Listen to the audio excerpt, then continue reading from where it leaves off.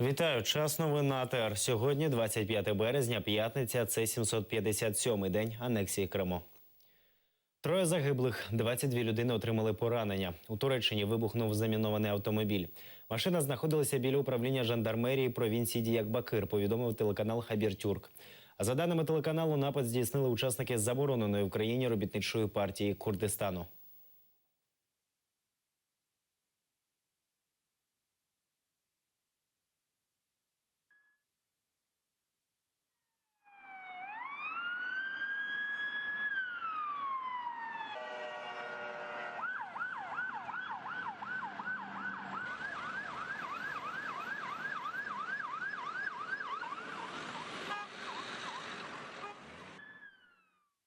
Адвоката Юрія Грабовського знайшли мертвим. Він захищав російського ГРУшника Олександра Олександрова. Його тіло знайшли в лісі 27 кілометрів від міста Жашків Черкаської області. Підозрюваного у вбивстві затримали. 10 березня стало відомо про зникнення адвоката російського диверсанта Олександрова. Грабовський жив тоді в готелі в Одесі. 20 березня в аеропорту Одеса затримали одного з підозрюваних у викраденні Грабовського. Затриманий громадянин України зізнався в тому, що до викрадення Грабовського причетні спецслужби Росії. Браслет з вибухівкою у випадку будь-якої спроби повідомити про своє незаконне утримання, будь-якої спроби втечі, злочинці попередили його, тим самим подавили всю волю до супротиву, що приведуть у дію вибуховий пристрій і його розірве на місці.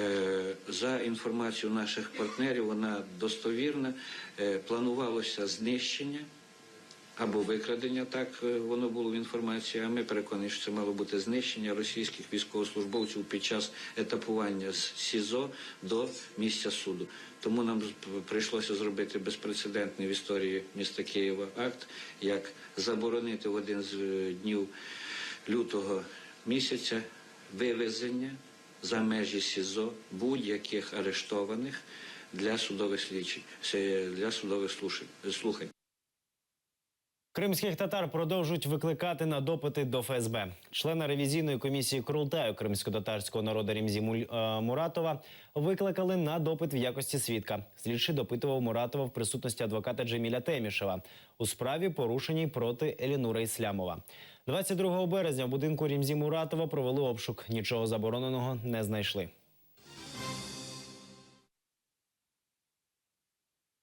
У Криму панує атмосфера страху. Про ситуацію на окупованій території голова Меджлісу кримсько-татарського народу Рифат Чубаров розповів в інтерв'ю BBC Україна. Чубаров впевнений, що переслідування кримських татар російською владою стало прямим наслідком того, що суспільство рішуче виступило в лютому 2014 року на захист територіальної цілісності України. Російська окупаційна влада своїми репресіями в Криму вона хоче всіх привести до єдиного стану, щоб ніхто не висовувався, ніхто не мав іншої думки. Але якщо, а вони розуміють, що всі не будуть так підкорятися, то таких людей вони хочуть просто витіснити з Криму. Вони їх витіснюють через репресії, через страх. Вже деякі батьки думають про те, що їхні діти, які будуть призвані в російську армію, їх просто будуть насилати там на Кавказ, або в Сирію, або ще кудись, і вони просто вивозять своїх дітей до материкової України.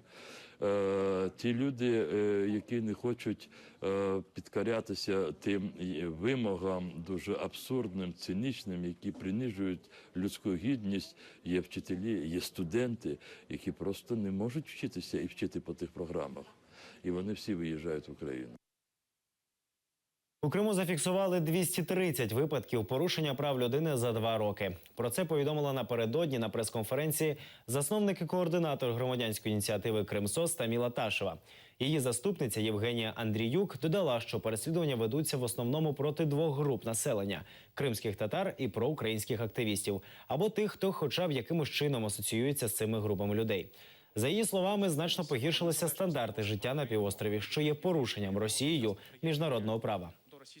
погіршились в сфері прав людини, тому що тільки за 2 роки окупацію зафіксованих випадків порушень прав людини ми зафіксували більше 230. Це від порушень, пов'язаних з незаконними обшуками, затриманнями людей до позбавлень людей життя. Це більше 20 кримінальних справ, які заведені проти кримчан. Це 13 зниклих безвісти людей, і по яких не ведуться жодні слідчі дії, тобто де ці люди знаходяться і так далі. 7 людей були закатовані і були вбиті, 3 людей на початку окупації і, власне, решта людей були протягом цих 2 років зниклі і потім знайдені закатованими. Нарушение и в целом ухудшение стандартов жизни в Крыму – это первая обязанность и обязательство России должно быть в Крыму. Это согласно международному праву соблюдение в первую очередь уровня жизни и поддержания уровня жизни минимум на таком же уровне. Начиная с принудительного гражданства, которое Россия ввела особо, там никого не спрашивая, не давая возможности отказаться. Принудительное гражданство, в свою очередь, повлекло ограниченный доступ ко многим правам, да, то есть вы сами хорошо знаете, люди получили российские паспорта, так называемые крымские, с которыми фактически никаких услуг и никакого ни выезда в другие страны, ничего другого, кроме России, они получить не могут, это существенное ограничение. До Криму прийшла нова чума. Цього разу пташина. Видання «Аргументи неділі Керч» повідомляє, що в Ленінському районі Криму зафіксовані спалахи небезпечного захворювання птахів хвороби Ньюкасла. Її також називають чумою птахів. Вона становить небезпеку для кур, але бувають випадки захворювання і голубів. Для людини хвороба Ньюкасла не становить серйозної небезпеки. В Керченській ветслужбі повідомили, вакцинація вже проводиться.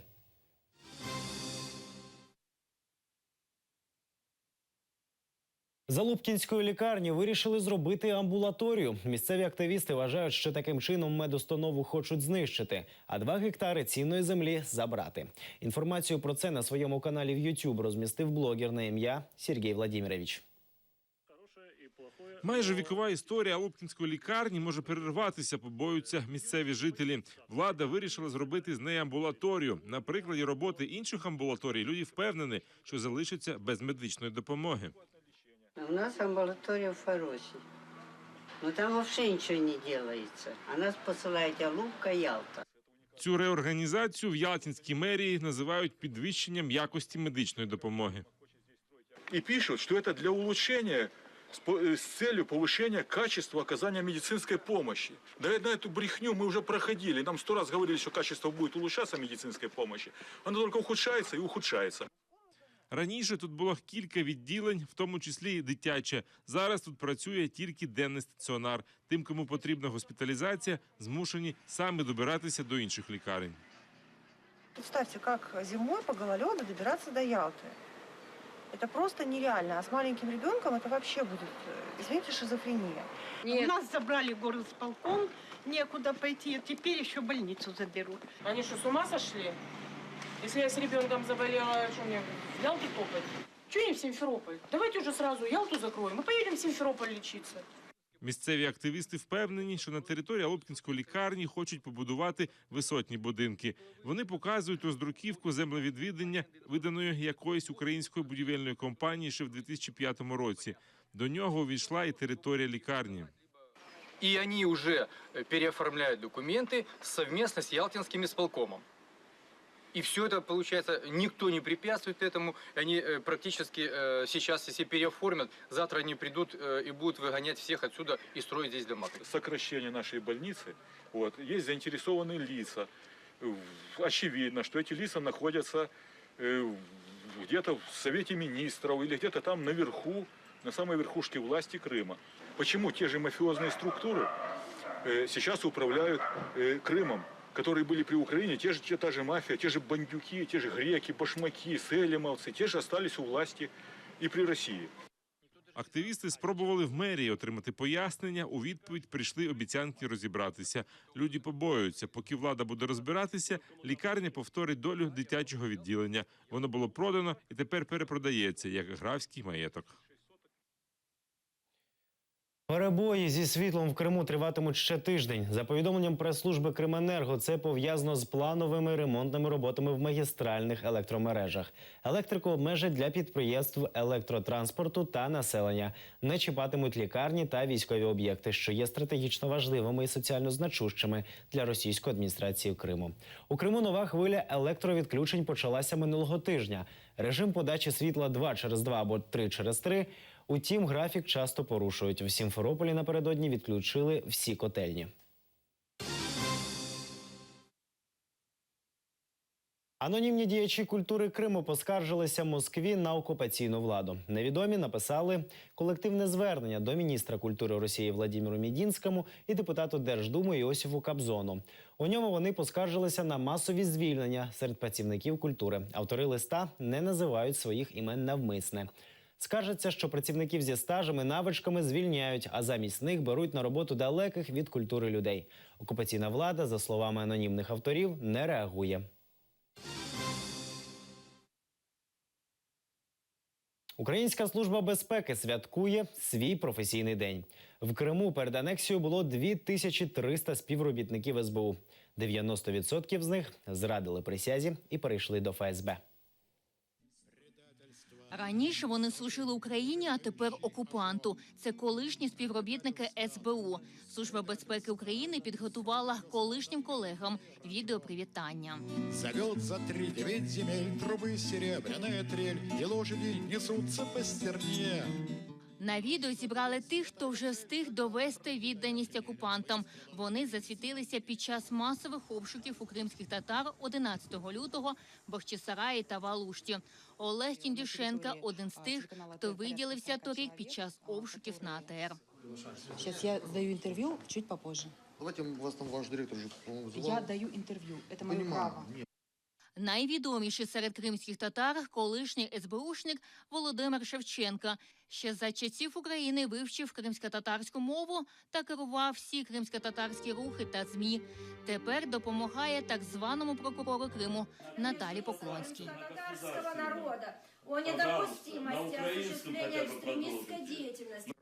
За даними СБУ, в українському Криму працювали 2300 співробітників відомства.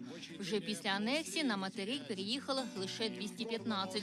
Інші або залишили службу, або тепер служать в лавах ФСБ. На відео є лише частина зрадників. У Києві на вулиці Володимирській, 33, кажуть, пам'ятають кожного. Ільвіна Цибулаєва, Заман, АТР. В університеті турецького міста Ялова розповіли про окупацію Криму. Виставка фотографій та конференція, присвячена темі російської агресивної політики, пройшла під патронатом платформи єдності тюркського світу, Яловського відділення Товариства культури та взаємодопомоги кримських татар і фонду «Еміль Карим». Представник меджлісу кримсько-татарського народу в Туреччині Зафер Каратай розповів студентам про анексію Криму Російською Федерацією і репресії окупантів, про зникнення людей, економічний, політичний, культурний та релігійний тиск. Він підкреслив, що агресивна політика росіян є загрозою і для інших країн. В першу чергу це Туреччина. Це всі новини на цю годину. Більше дізнавайтеся з наступного випуску «Заман». Залишайтеся з АТР. До зустрічі.